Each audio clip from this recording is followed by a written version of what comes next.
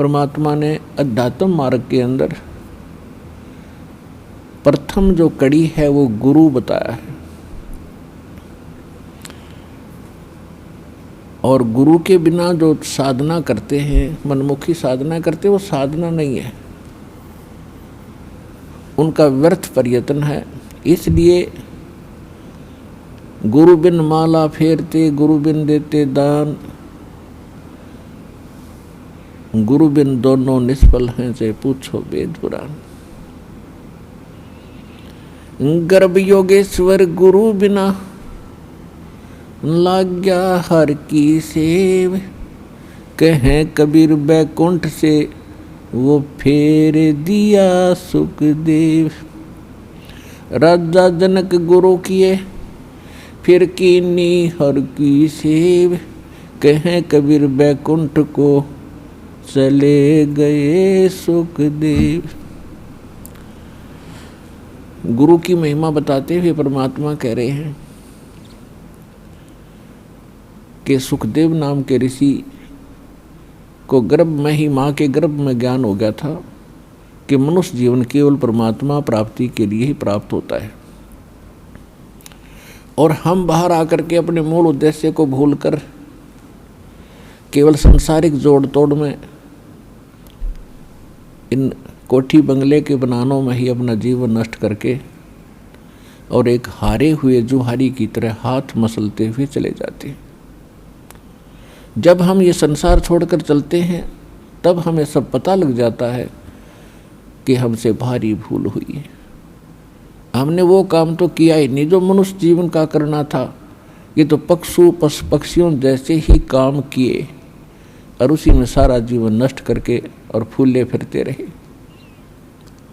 फिर ये वहाँ जाके रोता है जीव धर्मराज के सामने खड़ा होकर के, जहाँ इसका न्याय किया जाता है, इसका हिसाब होता है। तब बहुत रोता है, बहुत पछताता है, इसको पश्चाताप करता है। फिर इसको सब बातें याद आती हैं कि जब तू मानव शरीर प्राप्त करके यहाँ से गया था, कितना शुक्र मनाया था भगवान का, और क्या क्या प्रॉमिस किया था, भगवान भक्ति गणी करूँगा और पेट गुजारा तो आपने ही देना है दाता। तो उस समय उसको याद आती हैं वो बातें। पौ फाटी पगरा भया, जागी जिया जून, सबका हो को देत है वो चोंच समाना चून। सभी प्राणियों का, जितने भी ब्रह्मांडों के अंदर जितने प्राणी हैं, सबका वो परमात्मा पालन करता है और सभी की उसको चिंता है। क्योंकि माँ के गर्भ में जब ये बालक होता है उस समय ना माता सहाय कर सकती है, ना को पिता का सहयोग वहाँ काम कर सकता है। तो वहाँ पालन कौन करता आपका, वहाँ आपका सुरक्षा करने वाला कौन था? तो वहाँ भी उस परमेश्वर ने ही आपकी सुरक्षा की, आपका पोषण किया। चाहे जुगाड़ कुछ भी जोड़ा उसने, कोई तरीका बनाया, माँ की नाभि से आपकी नाभि जोड़ दी और आपका शरीर पुष्ट हुआ। और माँ के गर्भ में आप बहुत दुखी होते हो, ऊपर को पैर होते हैं, नीचे को सिर होता है, और बाहर आके आप भगवान भूल जाते हो। कबीर साहब कहते हैं, दुख में सुमरण सब करे, सुख मुकुरे ना कोई, जय सुख में सुमरण करो तो दुख कहे को होए। परमात्मा याद दिलाते हैं कि जब तुम पर आपत्ति आ जाती है तब तो भगवान दिखाई देता है, और जब तक तुम्हारे पूर्व जन्म के संस्कार ठीक होते हैं, आपके पुण्य चलते हैं और आप अपने आप को सुखी महसूस करते हैं। वैसे तो यहाँ सुख है नहीं, हम झूठे सुख को ही सुख मान बैठे। कबीर साहब कहते हैं, झूठे सुख को सुख है ये मान रहा मन मोद, जो सकल चबीना काल का कुछ मुख में कुछ गोद। फिर भी जब तक हम सुखी महसूस करते हैं तो भगवान से कोसों दूर रहते हैं।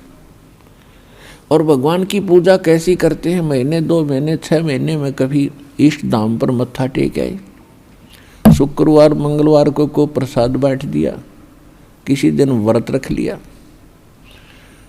और अधिक लोग वर्तमान में तो नास्तिक ही हो चुके हैं, क्योंकि समय पर टूक मिल रहा है, अच्छी व्यवस्था होगी है, शिक्षा होगी है, अच्छी पोस्ट होगी हैं, खूब परमात्मा ने बुद्धि दे दी, अपने बच्चों को इन्होंने ट्यूबवेल लगा लिए हैं, नहरें अच्छी बना ली हैं, बढ़िया आहार समय पर मिलने लगा। अब भगवान से कोसों दूर हो गए और भूल गए उन दुखों को।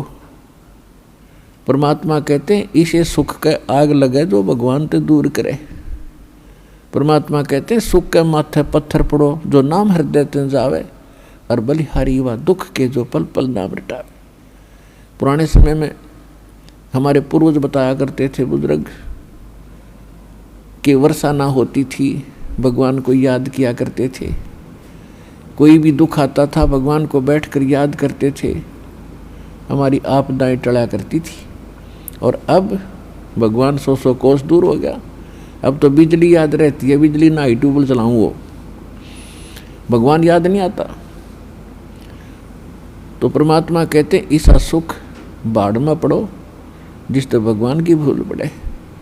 तो सत्संग में आने से फिर हमें याद होता है कि भगवान की कितनी आवश्यकता है। तो सत्संग में आने से फिर सुखी भी भगवान की भक्ति करेंगे। यदि दुखी व्यक्ति भक्ति करते हैं तो सुख देता है परमात्मा, उसका गुण है। और यदि सुखमय ही भक्ति करते रहें तो दुख ना हो। और मूल काम मनुष्य जीवन का भक्ति ही करना था, वो हम भूल चुके थे। तो इसका ज्ञान संत और परमात्मा ही दिलाते हैं, सतगुरु दिलाते हैं। सतगुरु का बहुत अभाव हो गया और सत्संग सुन सुन कर इंसान बहरे हो गए। इन नकली संतों के अटपट खट, इन्होंने कोई बात का पता नहीं, कोई कख इनको पास नहीं। श्रद्धालु उनके ऊपर डिवोट होकर के, समर्पित होकर के अपना जीवन नाश कर गए। इतना बिगाड़ दिया धार्मिक इस मार्ग को, अब सेट करना दास के लिए कितना कठिन हो रहा है। इतने टीवी चैनल चलते हैं, सब पर कोरी बकवाद घड़ी जाती है इन संतों के द्वारा, कख भी पता नहीं, और सब सुन सुन कर बहरे हो लिए और उनको फाइनल मान चुके। तो इसका अब धीरे धीरे निवारण होगा इस संकट का, और सभी शिक्षित है।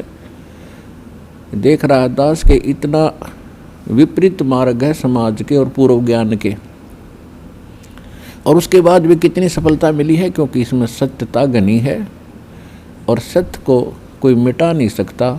वो अपना स्थान बनाया करती है, लेकिन उसकी स्पीड स्लो होती है।